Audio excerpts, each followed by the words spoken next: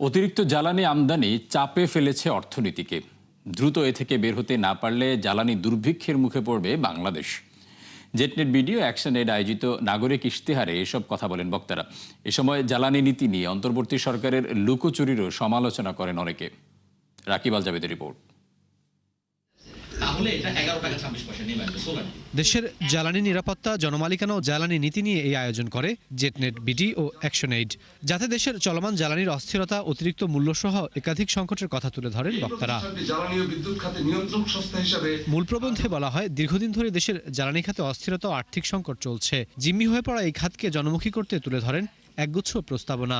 National কনসেনসাসও যেমন প্রয়োজন, stake holder কনসালটেশনও প্রয়োজন, কিন্তু আমরা অলরেডি সাডেন দেখেছি যে একটা draft master plan government release করেছে।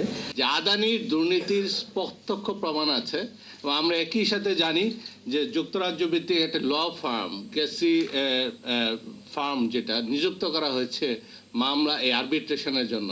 তো সেই দুর্নীতির যদি সুস্পষ্ট প্রমাণ থাকে আদানি, সামিট এবং এস আলমের, তার আমাদের প্রশ্ন হলো সেই চুক্তিগুলি কেন এই সরকার বাতিল করলো না। অনুষ্ঠানে অন্তর্বর্তী সরকারের জ্বালানি রূপান্তর নীতিমালার সমালোচনা করে অধ্যাপক ডক্টর ইজাজ হোসেন বলেন, অতিমাত্রায় আমদানি দেশকে অর্থনৈতিক ঝুঁকির মুখে ফেলছে। তাই ঘাটতি কাটাতে সঠিক রূপান্তর নীতিমালার দাবি জানান জ্বালানি বিশেষজ্ঞ ডক্টর মতামিম।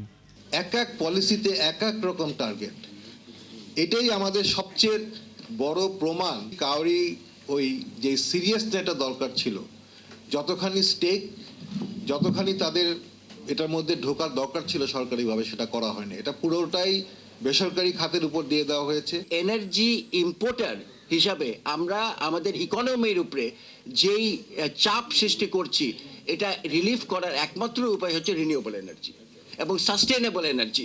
এবং আমি মনে করি আমরা একেবারে একদম কাইট হয়ে যাব, মানে আমি যেটা বলি একেবারে শেষ হয়ে যাব। বিগত দিনে জ্বালানি খাতের দুর্নীতির সাথে জড়িতদের সঠিক বিচার না হয় অন্তর্বর্তী সরকারের সমালোচনা করেন আলোচকরা। কোনো এনার্জি পলিসি বা নীতি তৈরি করার সময় বাংলাদেশের বিশেষজ্ঞদেরকে নিয়ে করতে হবে। রাকিব আল জাবেদ, ৭১, ঢাকা।